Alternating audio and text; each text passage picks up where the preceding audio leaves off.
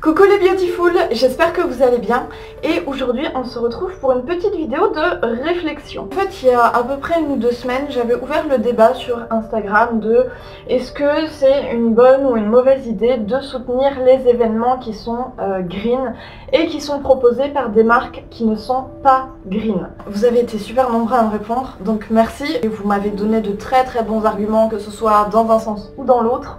Et du coup j'aimerais ouvrir le débat sur YouTube déjà tout simplement pour connaître votre avis et aussi pour en discuter tout simplement. J'espère que mon ordinateur ne fera pas trop de bruit, il est ultra chaud. Donc déjà il y a deux positions qui sont totalement opposées. Il y a d'un côté oui c'est génial, de l'autre non c'est complètement du greenwashing. Mais en fait entre les deux il y a tout un éventail de positions avec de très bons arguments. Alors moi personnellement je pense pas vraiment qu'il y ait de bonnes ou de mauvaises réponses.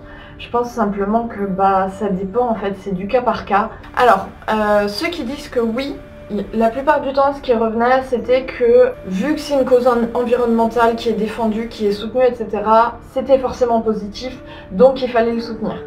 À la position inverse, on disait que non, c'était uniquement du greenwashing et c'était uniquement pour redorer l'image de l'entreprise. En même temps, ces entreprises, elles ont beaucoup de visibilité, donc quand elles font quelque chose, ça a forcément un impact. Elles ont aussi les moyens de solliciter un public qui est non averti, parce que nous, on est des écolos, on est un peu dans notre bulle écolo, et pour nous, il y a tout un tas de trucs qui nous paraissent normaux, mais il y a aussi plein de gens qui s'en fichent complètement et qui savent même pas ce que c'est vraiment que l'écologie, qui ont aucune conscience écologique. Et du coup, c'est vrai que les entreprises qui s'adressent au grand public, ou en tout cas à peu près tout le monde, elles ont quand même cette possibilité-là de mobiliser même des gens qui sont pas du tout dans la mouvance. Mais d'un côté, est-ce que ça va vraiment faire avancer les choses d'organiser un événement et rien derrière? Ça, moi j'ai pas la réponse, mais en même temps si l'entreprise veut vraiment changer les choses sur le long terme, il va falloir changer son mode de consommation tout court et son positionnement total et complet, et revoir vraiment sa manière de fonctionner pour que ça ait un réel impact. Et ça, ça se fait pas du jour au lendemain. Et c'est vrai que plus une structure est grande, plus les changements sont difficiles à amorcer. Cela dit, quand une entreprise organise un événement green ou écolo, etc., ça va peut-être aider des gens à se réveiller et c'est peut-être le début de quelque chose. Et de toute façon, vu l'urgence climatique dans laquelle on est, ça peut être une bonne idée effectivement de mettre ça en avant et de proposer des solutions et de les mettre en avant via ce genre d'événement. En particulier si l'événement est bien fait, c'est-à-dire qu'il ne distribue pas des couverts en plastique, des gobelets en plastique, il n'y a pas des dizaines et des milliards de bouteilles d'eau qui sont disposées à tous les coins de table.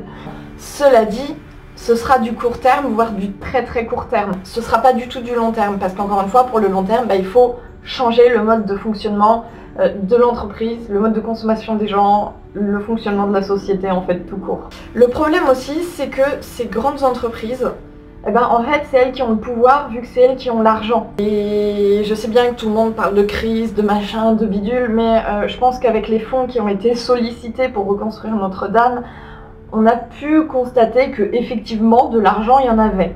Après ça dépend dans quoi c'est investi, et franchement si toutes les grandes entreprises avaient la même envie d'agir pour l'environnement que ce qu'elles ont eu pour Notre-Dame, je pense que la face du monde serait radicalement différente aujourd'hui. Et en fait quand elles prennent la décision de sortir des nouveaux produits ou de faire des événements ou de soutenir des causes environnementales, etc., elles ont tout de suite beaucoup d'impact parce qu'elles ont beaucoup d'argent. Après, à l'opposé, nous en tant que consommateurs, on a aussi le pouvoir, et heureusement, de changer les choses de par notre mode de consommation. Il faut se rappeler quand même que les grandes entreprises, enfin toute entreprise de toute façon, suit la demande et sort des produits qui sont adaptés à la demande. Et donc du coup, si nous, en tant que consommateurs, on se met à consommer des produits qui sont tout de suite beaucoup plus durables et qu'il y a une vraie demande là-dessus, les grandes entreprises vont suivre. Sinon, elles vont perdre de l'argent et elles vont perdre des clients. Et c'est d'ailleurs pour ça que tout un tas de grandes marques se sont mises à faire des produits véganes, même si c'est des produits industriels, ça reste quand même des produits véganes. Ou alors arrête de faire des biscuits avec des emballages individuels, là vous savez, les trucs suremballés. Et donc du coup, ça peut être un cercle vertueux qui se met en place puisque les entreprises vont suivre la tendance, et que s'il y a une prise de conscience de la part du public, les grandes entreprises vont également aller dans ce sens-là, mais c'est aussi un cercle vicieux moi je trouve en tout cas, parce que comme tout le monde n'a pas une conscience écologique, en fait, moi d'après ce que j'ai pu constater, en tout cas dans mon entourage malheureusement, il y a plein de gens qui me tiennent le discours de oui mais de toute façon c'est les grandes entreprises qui ont le pouvoir, nous on n'y peut rien, c'est comme ça, et puis tant qu'elles ne changeront pas, nous on ne pourra pas changer. Je suis d'accord et je suis à moitié pas d'accord avec ça. Alors je suis d'accord dans le sens où si vous voulez faire vos courses en vrac et que vous avez absolument aucun magasin qui vous propose ça parce que vous vivez dans un coin de la France ou Dieu sait quel endroit, en tout cas qui ne propose pas ce genre d'alternative, vous pouvez pas l'inventer. En fait, j'ai l'impression que quand on tient ce genre de discours, on renie un petit peu notre responsabilité personnelle là-dedans. Aucune entreprise ne nous force à consommer de la viande tous les jours. Ça, c'est vraiment une prise de conscience personnelle qu'on peut avoir et c'est vraiment quelque chose de très simple que absolument tout le monde peut mettre en place. Il y a aussi une autre position que j'ai trouvée super intéressante, c'était quelqu'un qui me disait que elle préférait soutenir l'événement en lui-même, mais absolument pas l'entreprise qu'il y a derrière. Et c'est vrai qu'on a le choix de soutenir l'événement ou l'entreprise ou les deux. Bon, après il y a aussi tout un tas de gens qui vont soutenir l'événement et du coup qui vont associer cette étiquette verte à l'entreprise qui est à l'origine de l'événement. Tout ça parce qu'il y a eu une étiquette verte pendant 2 jours et ça y est, c'est l'entreprise écolo, machin, enfin bref. Si on fait l'amalgame entre les deux, en fait ça devient tout de suite du greenwashing. Moi personnellement, je pense que ça dépend vraiment du regard qu'on va porter sur la chose, sachant que de toute façon, il y aura toujours, et fort heureusement, des donneurs d'alerte et des gens qui vont nous dire « oui, mais là, il y a tel et tel truc qui vont pas » et il y aura toujours des gens pour dénoncer ce qui va pas. Et il y a un autre problème aussi qui se pose, c'est que en fait, les filières écolo, mine de rien, elles sont super difficiles à mettre en place parce qu'il y a pratiquement tout qui reste à créer. Les 3/4, pour ne pas dire 90, 95%, je pense qu'on devrait plutôt être de cet ordre-là, des produits qu'on consomme sont fabriqués à l'autre bout du monde et la plupart du temps par des enfants, mais ça c'est un autre débat. On n'a plus l'habitude du vrai prix des choses, on n'a plus l'habitude de consommer des choses qui sont solides, qui sont durables, par exemple les vêtements, qu'on va garder des années, et pourtant on est habitué à acheter en grande quantité et du coup à jeter en grande quantité. Alors quand je dis on, je parle du grand public en général, hein. Je parle pas forcément des gens qui sont déjà dans une mouvance écolo. Pour revenir aussi avec les personnes qui pointent du doigt toutes les choses qui vont pas, d'un côté c'est bien, d'un côté je trouve que ça l'est pas vraiment, parce que comme c'est des filières écologiques, ou en tout cas durables et renouvelables, etc., qui doivent se mettre en place, tout peut pas être parfait dès le début. Je sais pas trop si on peut condamner une initiative sous prétexte qu'elle n'est pas parfaite. Ok, peut-être qu'il y a des entreprises qui sont vraiment pas écolo, mais il y en a peut-être aussi qui essayent de faire, peu importe la raison, hein, si c'est pour une question d'image, d'argent ou de Dieu sait quoi, il y a quand même des entreprises qui essayent de faire des efforts, mais des réels efforts. Donc c'est sûr que dès le début ça va pas être parfait et de toute façon c'est impossible de tout faire parfait dès le début. Donc d'un côté c'est bien qu'il y ait tous ces gens qui dénoncent et qui disent que oui ça va pas, qu'il y a des soucis, mais en même temps c'est quand même le début de quelque chose et est-ce qu'il faudrait les condamner pour ça? Je sais pas. La question reste vraiment en suspens et je pense que c'est vraiment une histoire de cas par cas.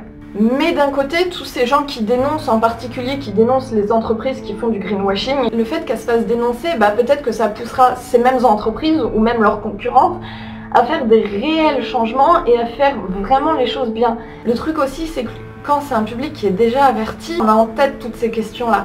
Alors que le grand public va pas forcément se poser toutes ces questions et va se dire « Oh, il y a une étiquette verte, donc ça doit être écolo ». Nous, on fait partie d'une bulle un peu écolo où on essaye de faire ne serait-ce qu'un minimum de choses qui sont parfois très faciles à mettre en place, mais qui ont un impact quand même positif sur l'environnement. Et ça, c'est super chouette. Mais il faut bien garder à l'esprit que pour le grand public et que pour toutes les personnes qui ne sont pas vraiment averties ni sensibilisées sur la question de l'écologie, on passe pour des gros hippies. Moi, ça me paraît pas extrême de manger des tomates uniquement quand c'est la saison, alors que pour plein de gens, c'est aussi difficile que de déménager dans une yourte et d'aller vivre au fin fond de la montagne sans eau ni électricité. Et pour reprendre les mots de Gandhi, sois le changement que tu veux voir dans le monde.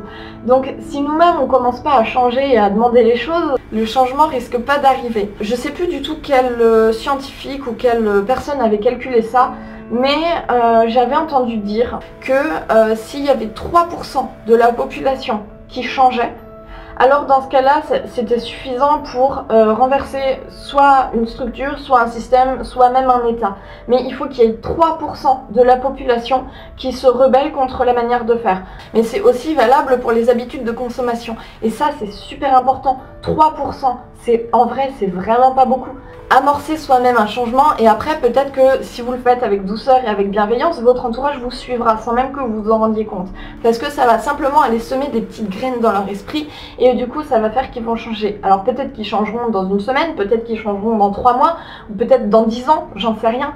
Mais en tout cas, tant qu'ils se posent les questions et qu'ils commencent à retirer les œillères, moi en tout cas en ce qui me concerne, je considère que c'est gagné parce que moi ça fait 8 ans que je suis réellement dans cette démarche-là, mais si on considère le fait que je suis devenue végétarienne quand j'étais à peu près à la mi-collège, en vrai ça fait plus d'une décennie que je suis dans cette mouvance, donc pour moi ça me paraît normal de penser à l'écologie quand je dois consommer ou quand je dois faire des choix de vie. Au début c'était pas du tout une priorité. Et du coup je trouve ça vraiment hypocrite de condamner les personnes qui font des toutes petites actions parce que nous quand on a commencé, et moi et peut-être vous qui regardez cette vidéo, quand vous avez commencé ou même si vous êtes en train de commencer, ben c'est normal de commencer par des petites actions. On peut pas tous déménager dans une yourte et aller vivre au fin fond de la montagne. En fait quand on commence dans le cheminement écologique, que ce soit pour une entreprise ou pour un individu, on fait toujours face à ce paradoxe où par rapport aux gens qui sont plus avancés, bah, c'est un changement qui n'est pas suffisamment rapide,